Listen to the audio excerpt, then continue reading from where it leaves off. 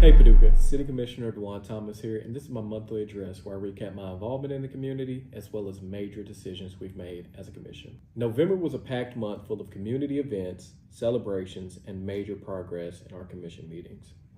I started the month by attending the Paducah Police Foundation's 10th year celebration, where they recognized a decade of supporting our officers and strengthening public safety.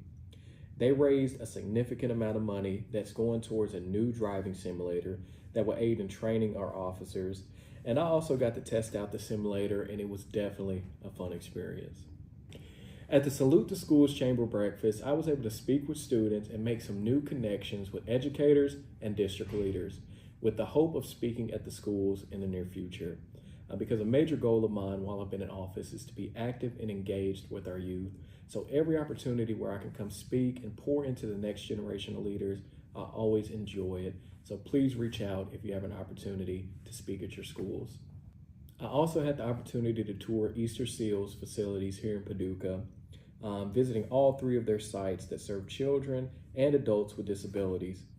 Seeing their work firsthand gave me an even deeper appreciation for their support that they provide to families here in Paducah. I also had a great time participating in the Veterans Day Parade, walking alongside the VFW. I'm grateful for every opportunity to walk alongside that group and every group that has invited me out in the past. And of course, it's always great seeing all the smiling faces, the students that are out there. But I do appreciate every single person that waved, smiled, and just had a good time of coming out and supporting our veterans. And later in the month, Paducah welcomed the Capitol Christmas tree that is making its way across the United States of America to our Capitol. It was a great event. There was a large crowd out there, and it was honestly exciting. It had a whole police escort, which was pretty cool to see come through Paducah. And I have to shout out Paducah Main Street for hosting this event and just having all the booths and all the vendors that were there. They're doing a fantastic job at Paducah Main Street, their entire team. And I'm grateful for everything that they're doing because they really are bringing life back to downtown. And I'm excited for every event that they have planned coming up. We also celebrated the groundbreaking of the Aloft Hotel property. We had to do it indoors at City Hall due to the weather, but our team did bring in dirt from the actual site so we could do the ceremony indoors. And man, this is amazing because it's more than $20 million of private money being invested into our downtown and into that property. And I do have to clarify because there has been some misconceptions over the year, and even some that I had before I got in office in regards to new hotels being built. As I said, this is not city taxpayer dollars building this hotel. Rather, it is a private investment into the property. So the company is using their own money to have it built. And what the city is doing is giving them the property to build on. And this is a long-term plan. So giving them this property and the tax dollars that come along with it, with the bed tax, it's just a major benefit to the city, especially with all the development we have going on downtown at the sports park and all over the city. So it's going to be great for tourists to come in, spend their monies downtown, spend their money at our restaurants, at our businesses, while also paying that bed tax to stay at that hotel, which benefits the city as well. So I hope I've been able to clarify a little bit of that. I know I've made comments online about it, and I should be putting out a video real soon, really going in detail about how hotels are a benefit to the city, and they're not a burden, or they're not a burden on taxpayers here in the city. So be on the lookout for that video coming soon. And we kicked off the season with the Christmas lighting ceremony at Noble Park.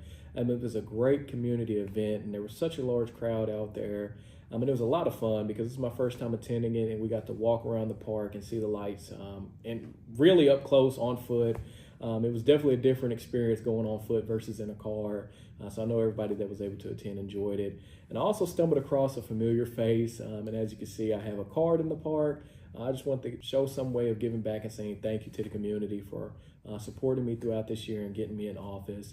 And also, if you ever get the chance, get out to Noble Park, check out all the lights on display as well as every card that is out there. And closing out the month, I was able to attend the Northside versus Southside basketball game, which was a great community event full of friendly competition and community spirit. And it also brought out an amazing crowd. And I want to say I'm grateful that the city was a proud sponsor of this event, and we did have a booth set up with great information about city initiatives as well as some great handouts or giveaways that were available there. And I just want to thank our staff from the planning department for manning that booth and setting up that booth, because it really does make a difference. You know, having the city present and accessible was something that I've always wanted to do while I've been in office. So I was proud to be able to stand with that booth because it helps bridge the gap between the city and the residents that we serve. And moving on to the commission meeting highlights, we started off the month having a presentation by PATS, and they gave us an update on their new app that is out there, as well as their live bus tracking system. Because as you know, they stopped the Hail system and now you have to go to the actual bus stops.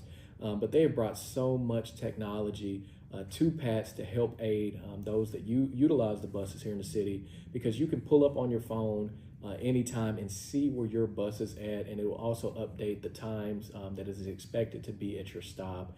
So I'm really grateful for all the advancements they're bringing to PATS, because it really is making a difference for our community. And we also voted on establishing compensation for those that are on boards and commissions in the city. I believe this is a great initiative because it's a great step forward in increasing civic engagement, because it allows people to feel valued for their participation. And I really believe that it will boost engagement in our boards and commissions, because there is that new incentive there for those that may not have the time to go to a meeting and may not apply to be on a board or a commission because they can't afford to do it. So I really hope this initiative brings some new voices to the table.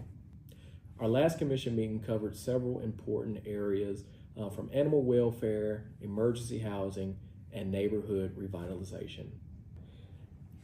Starting with the ban on the sale of dogs and cats, earlier this month we had a presentation by the Humane World that gave us the idea of creating an ordinance that will prevent the sale of dogs and cats within the city.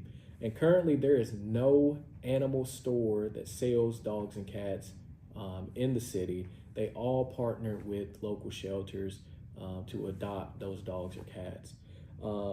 And we discussed this preventative ordinance because the main measure or the main goal of this ordinance is to crack down on puppy mills. Because as we've seen in the news recently, people can put animals through inhumane situations and conditions, and it's really unfair to those animals. So the main goal is just to crack down on those puppy mills and not affect professional breeders, and not affect adoptions, and not affect the family that may have a pregnant dog in their backyard, you know, if they're taking care of it. So it's really just to crack down on those people that are hoarding hundreds of animals and just forcing them to get impregnated so they can make a profit. That is the main goal of this ordinance. We went on to invite Kimberly Yates. I invited her to come to the commission meeting because she is a major advocate for animals here in the city. And I wanted her to kind of give us a rundown of what she thought in regards to the ordinance and any ideas that she may be able to give us. And she did bring up Artie's Law, which is something that she created with hopes of bringing it to the state level and even the national level in the future. But she did come and she gave us a presentation, and she delivered an excellent overview on the issue. And she also gave us some great insights and things to consider moving forward. So I don't believe we're going to be making a decision in 2025, but hopefully soon, early next year, we'll be making a decision on this. And I do invite you to reach out or to come to a commission meeting and share your thoughts on the ban ordinance. And something that I'm very proud about is the grant that we provided to PCM in the amount of $200,000 for their emergency shelter.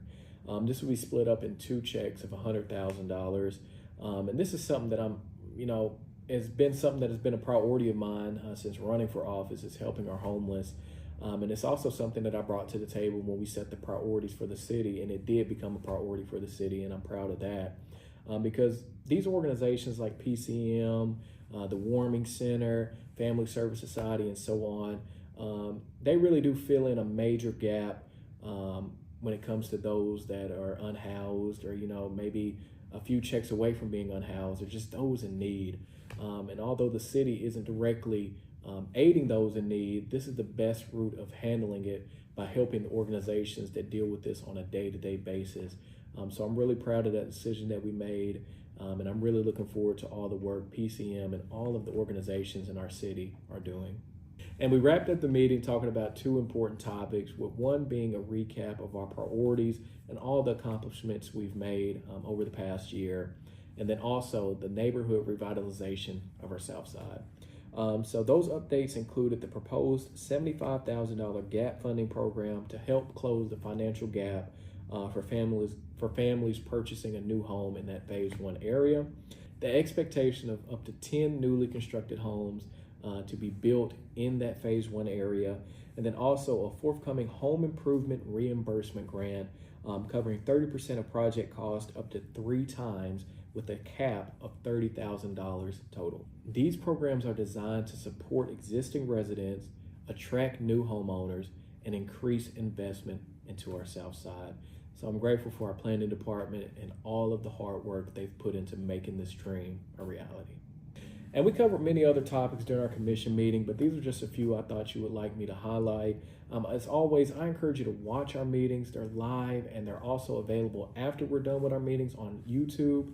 And then also come to a commission meeting. I highly encourage people to join us at our commission meetings so you can be engaged and informed on all the decisions we're making as a city. And as always, I appreciate the opportunity to serve each and every one of you as your city commissioner. And I hope that you can share this video so other community members can be informed and engaged. And with that, I'll see you in the next video.